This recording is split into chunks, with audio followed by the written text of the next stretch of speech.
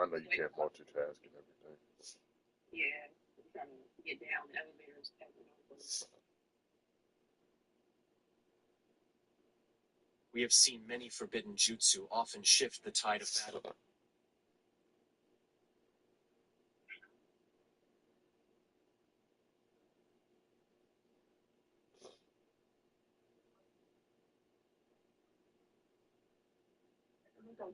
We have seen shift the tide of battle in their users' favor.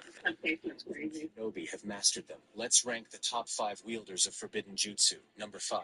Hiruzen Sarutobi, known as the Professor. Hiruzen mastered almost every jutsu in the Hidden Leaf, including forbidden ones like the Reaper Death Seal, which he used to seal Orochimaru's arms. Number 4. Kakashi Hatake. He has not only copied Hidden Leaf jutsu, but other villages' forbidden techniques as well, including curse-sealing jutsu, praised by Orochimaru. Number 3. Madara Uchiha. With his knowledge of forbidden Uchiha techniques, such as Izanagi and Izanami, Madara also mastered others like Tobirama's reanimation jutsu and knew the secrets of the 8 gates. Number 2. Tobirama Senju, the inventor of chaotic battlefield-altering forbidden jutsu. Number 1. Orochimaru and Kabuto. Kabuto enhanced his mentor's reanimation jutsu, summoning an entire army during the 4th Great Ninja.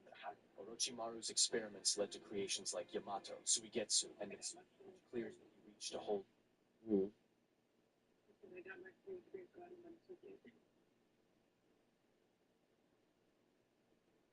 I made a lot of content about why Gojo is not the top dog in Shonen right now.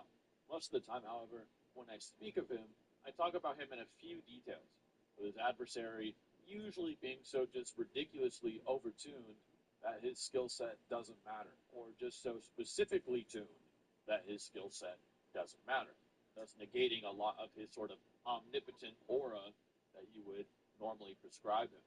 So in this video, I wanted to do something a bit different. How strong would he realistically be in a series like Dragon Ball, or really any type of battle shonen you may know of? Sure, he doesn't solo Goku or your favorite stupidly overpowered MC, but he still has a place in the pecking order, right? Where is that? This will be outlined in 3 parts. So let's get into it, starting with...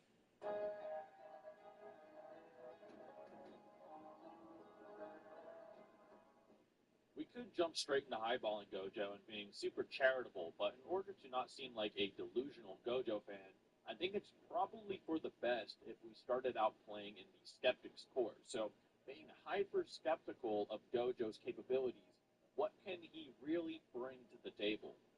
For speed, you'll find something interesting that during the Shibuya incident arc, Gojo is essentially jumped by all of his ops, and is put in a situation which limits his ability to use his Jujutsu sorcery, the main power system of Jujutsu Kaisen.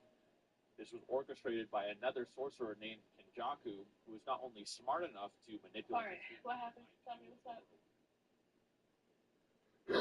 Okay, so you remember that room with the closet that you peer into that other room, right?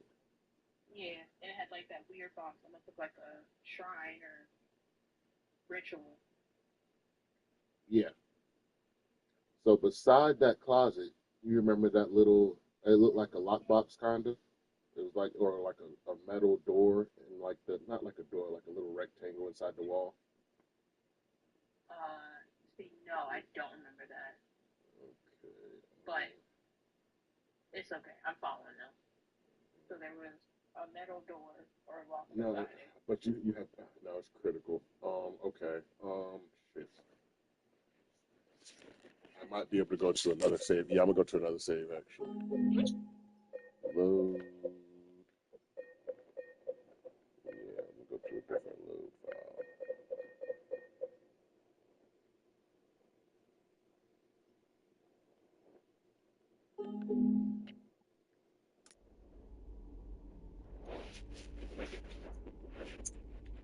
I'm streaming.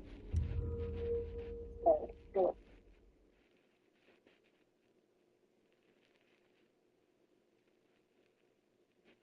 100,000, if you believe it, but at the same time can manipulate someone who was able to predict the vast majority of the Shibuya incident down to the minor details 10 days before it even happened, this being against Mechamaru.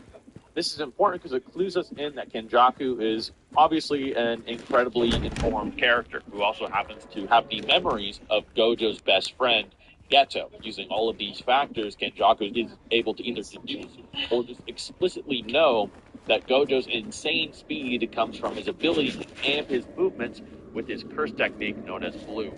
So he takes advantage of this weakness by surrounding Gojo with innocent people, which would die if Gojo used Blue to amp himself, since the literal aura of his technique would kill all of them, kind of like Aizen from Bleach walking through Katakura Town and just erasing people in his general area.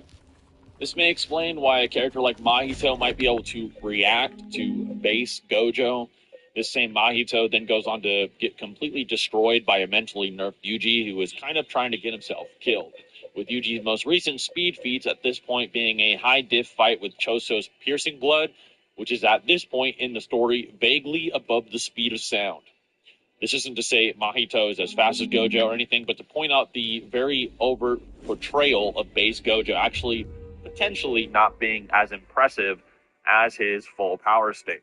Some might try to backscale the Sukuna fight Gojo all the way to the Shibuya incident Gojo as a mean of discrediting base Shibuya Gojo. And while it's definitely a possible argument to give credit where it's due, Gojo is pretty heavily implied to have gotten stronger over the month training arc the characters had in preparation to fight Mr. Sukuna. However, this doesn't really change much, since Gojo should still be vastly slower in that Sukuna fight, and we can see Gojo around his fist, not to mention even on top of the commentary team for this fight.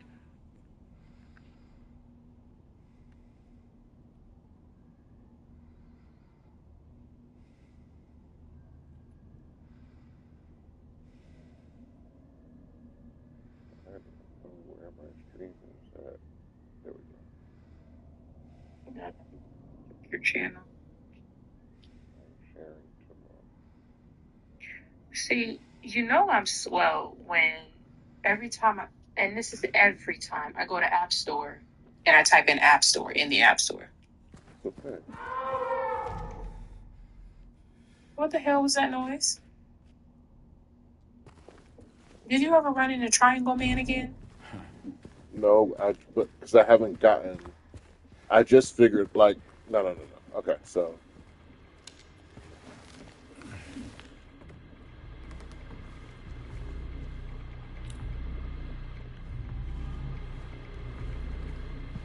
I have to get to that room. Damn, I want to get to that.